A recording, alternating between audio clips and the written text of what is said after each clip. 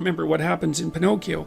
Pinocchio goes to Pleasure Island, and Pleasure Island is a place where impulsive pleasures can be had at a moment's notice. But what Pinocchio discovers, along with Jiminy Cricket, that Pleasure Island is run by masked totalitarians. They're all dressed in black, you remember, and they're turning the children and adolescents who are on Pleasure Island, they're depriving them of their voice, turning them into braying jackasses, and preparing to sell them as slaves to the salt mines. And so there's an implication in that story that the pursuit of impulsive pleasure is one route to totalitarianism and slavery, and I believe that. So perhaps orienting your language towards the gathering of impulsive pleasure is a misuse of your highest gift, the gift of logos, the gift of communication. The alternative is to orient yourself towards the highest good, as we already described, and then speak the truth. And you can tell when you're doing that, or you can tell when you're not doing that, because if you're not telling the truth, if you're using someone else's words, you're being manipulated in a sense by forces that are behind the scenes. You're not using your own words. You're the puppet of an ideology or another thinker or your own impulsive desires. And you can tell when you're speaking like that because it makes you feel weak. It makes you feel weak and ashamed, and you can localize that feeling physiologically. If you listen to yourself talk, you can tell when you're speaking properly, you will experience a feeling of integration and strength, and when you're speaking in a deceitful or manipulative manner, you'll feel that you're starting to come apart at the seams. And what you need to do is practice only saying things that make you feel stronger. And that'll mean, to begin with, that you'll notice that almost everything you say is a lie. It's either a lie or someone else's words. It's very hard to find your own words, but you don't actually exist until you have your own words. So then you try to teach yourself how to speak your own truth, and you listen to other people while you're doing that, because they can help you shape and correct your words.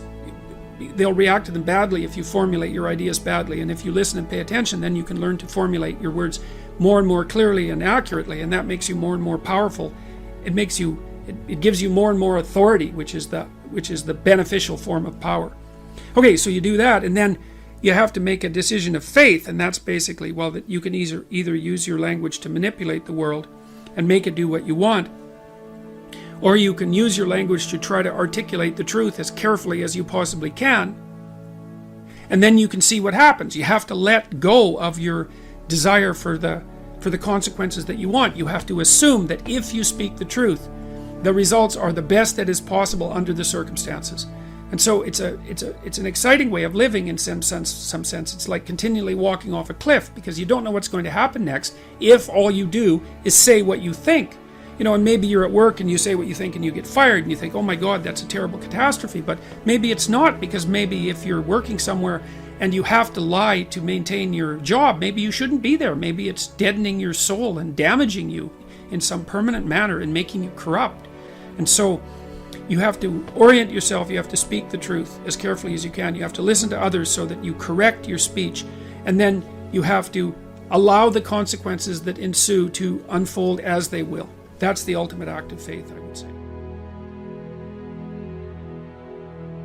Then you should educate yourself. And it's not that easy to do now, because you have to find people who can actually tell you mostly what to read, and maybe also how to write, because writing is a way of formulating your thoughts ever more precisely. That's why you go to university, to learn how to write. If you know how to write, you can think.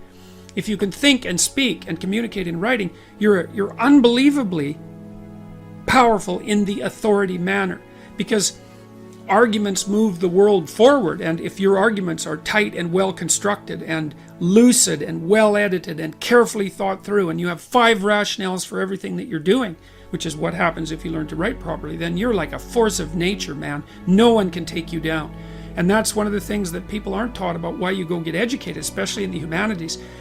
Humanities education, if it's real, organizes your psyche, grounds you, puts you on a rock, and makes you a force to contend with. But you have to read the right people.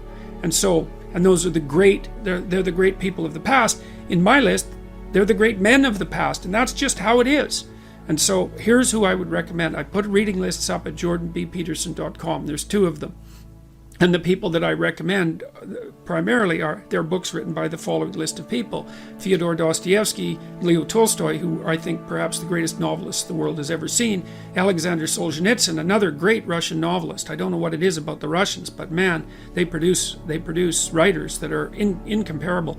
Alexander Solzhenitsyn wrote a book called The Gulag Archipelago, where he analyzed the Soviet prison camp system that arose after the Leninist revolution in the second decade of the 20th century, and details absolutely precisely how the tenets of Marxism, the Marxist tenets that are supposed to free everyone and change the world, produced legislation that was absolutely murderous in its consequences. And Solzhenitsyn painstakingly traces the logical pathway from the original Marxist principles to the legislation, to the genocides. Because you'll hear people who are basically Marxists say things like, well, true Marxism never existed. And Solzhenitsyn took that argument apart in the mid-70s, and the Gulag Archipelago was an intellectual bomb. It demolished any credibility that Marxism had to intellectual respectability. You have to read the book. The book is about the central issue in our culture at the moment. If you don't read it, you're not informed. You can't participate in the debate except as a puppet. And so I wouldn't recommend participating in this debate as a puppet, because you don't know who's behind the scenes pulling the strings. If you remember the Pinocchio story, the forces that were pulling the strings were not forces that were acting in Pinocchio's best interest, that's for sure. George Orwell, English essayist, incomparable commentator on socialist totalitarianism, even though he was a left-winger and a brilliant one. Aldous Huxley, who wrote Brave New World, had some very brilliant things to say about the potential demolition of sexual choice, of sexual partner as a part of a dystopian future. Friedrich Nietzsche, a philosopher who described himself as someone who thought with a hammer, and Nietzsche is a very, very dangerous person and an absolutely brilliant writer. And Carl Jung, who was a student of Nietzsche, and who Nietzsche was the philosopher who had announced the death of God back in the late 1800s, and Jung spent his whole life attempting to revivify God. That's one way of thinking about it. And so if you educate yourself, and this is a really good place to start, if you read these authors, then you'll know what else to read. If you read these authors, it'll take you a good long time, and it will be very, very hard on you, and you won't be the same person when you come out, and that's very frightening. And because being torn down and rebuilt is no joke, but it beats the hell out of the alternative, which is just to stagnate and stay a stagnant infant, which is not something I recommend. There's nothing uglier than a stagnant 40-year-old infant. So that's equivalent, just so you know, to Pinocchio. Back to the Pinocchio story, rescuing Geppetto from the underworld. Remember when he had kind of turned into a half jackass after being at Pleasure Island, where he was enticed, by the way, from a couple of people that was the fox and the cat, who attempted to entice himself into believing that he was a victim and needed a vacation. So Pinocchio was enticed onto Pleasure Island by two figures that played on his sense of victimization and neurosis and suffering to convince him that he didn't have to take any responsibility for his own existence, and he could just busy himself with impulsive pleasures, right? That's how he fell into the hands of the totalitarians on Pleasure Island. Anyways, Pinocchio, after he left Pleasure Island, had to go into the ocean twice, and the second time he went into the ocean, he was looking for his father. Well, everyone's father, from a mythological perspective, is dying in the underworld, in the chaos, because everyone inhabits a culture that's sick and old, so to speak. And it's sick and old because it was made by the dead, and the living have to revivify it continually in order for it to be a dynamic force. And the living have to revivify their connection with the culture internally too, because you're constructions of culture, although not only constructions of culture. And you have to understand history, because otherwise you can't understand yourself. You're a historical creature. And so you have to rescue your dead father from the belly of the beast, from the dragon. Because remember, the whale in Pinocchio is also a fire-breathing dragon. And that means you have to face the thing that you most fear. And when you do that, you'll rescue your father from the underworld. You have to revivify your father before you can become real.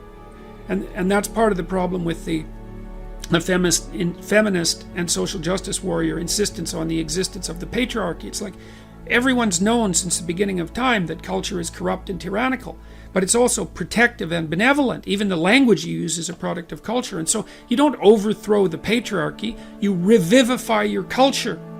And you do that by adopting responsibility for your own being and then acting as a moral agent in the culture. That's what you do to become educated. So read these books. Read these books. They'll change your life. I guarantee it. They'll change your life. They'll take you apart. They'll devastate you. And then they'll rebuild you into something far greater than you are now.